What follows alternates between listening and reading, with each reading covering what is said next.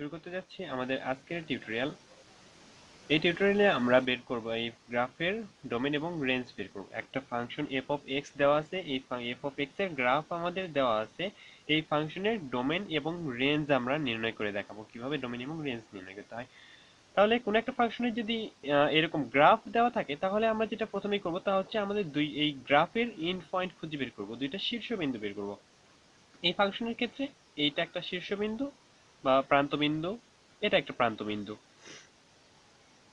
এই দুই বিন্দু থেকে আমরা যেটা করব, ডোমেন নির্ণয়ের ক্ষেত্রে প্রথমে আমরা এক্স অক্ষের উপর লম্ব অঙ্কন করব। এক্স অক্ষের উপর আমরা যদি লম্ব অঙ্কন করি তাহলে অনেকটা এইরকম হবে, এবং এই প্রান্তবিন্দু থেকেও এক্স অক্ষের উপর লম্ব অঙ্কন করব, তার মানে অনেকটা এরকম হবে।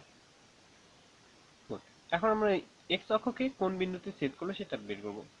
প্রথমটার লম্ব এক্স অক্ষকে এই বিন্দুতে ছেদ করেছে এবং দ্বিতীয়টার লম্ব এক্স অক্ষকে এই বিন্দুতে ছেদ করেছে।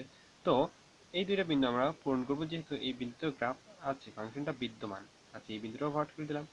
তাহলে দেখো, এই যে দুইটা আমরা লম্ব পেলাম, এই দুই লম্বের মাঝামাঝি অংশে গ্রাফটা আছে, এর বাইরের কোনো অংশে আমাদের গ্রাফ নেই। তার মানে আমরা ডোম পাবো এই অংশের মধ্যেই। এখন এই অংশটা যদি আমরা রিমার্ক করি একটু, তাহলে দেখতে পাচ্ছি এক্স অক্ষের এই অংশটাই আমাদের হচ্ছে, এই অংশটাই হচ্ছে আমাদের ডোমেন। এই পয়েন্ট আর এই পয়েন্টের কত সেটা আমাদের এখন দেখতে হবে। এটা অবশ্য গ্রাফে দেওয়াই থাকবে। এটা হচ্ছে -1, এটা -2, এটা 1, এটা 2, এটা -1, -2, এটা 1, 2 এবং এটা 3। ওকে, এগুলো গ্রাফে দেওয়াই থাকবে।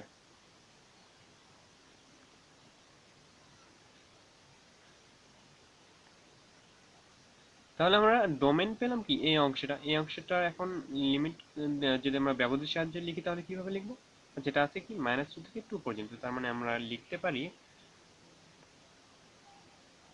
ডোম এফ সমান -2 থেকে 2 পর্যন্ত, দ্যাট ইজ -2, 2। এখন আমরা রেঞ্জ নির্ণয় করব। ডোমেন নির্ণয়ের ক্ষেত্রে আমরা যেটা করলাম সেটা হচ্ছে আমরা এক্স অক্ষের উপর লম্ব আঁকলাম। আবার রেঞ্জ নির্ণয়ের ক্ষেত্রে ওই একই কাহিনী, শুধু এক্স অক্ষের জায়গায় ওয়াই অক্ষের উপর, দুইটা প্রান্ত বিন্দু থেকে আমরা ওয়াই অক্ষের উপর লম্ব আঁকবো। এটা একটা, তাহলে এই বিন্দুতে ছেদ করলে এটা আমরা ভরাট করে দেই, দেন আমরা এই এন্ড পয়েন্ট থেকে ওয়াই অক্ষের উপর লম্ব আঁকবো। তার মানে এই পয়েন্টে আসলো, এই পয়েন্টটাও আমরা ভরাট করে দেবো। ওকে, এখন দেখা যাচ্ছে যে এই দুইটা লম্ব রেখার মাঝামাঝি অংশে গ্রাফটা অবস্থিত। তার মানে আমরা রেঞ্জও পাবো এই অংশের মধ্যে, এর বাইরে গ্রাফের কোনো অংশ নেই। তার মানে এর বাইরে আমরা কোনো রেঞ্জ পাবো না, আমরা রেঞ্জ পাবো শুধু এই অংশটার মধ্যে, দ্যাট ইজ এই দুই পয়েন্টের মধ্যে। এই দুই পয়েন্ট কি কি, -1 থেকে 3 পর্যন্ত। তার মানে আমাদের এইটুকুই হচ্ছে রেঞ্জ। সুতরাং আমরা লিখতে পারি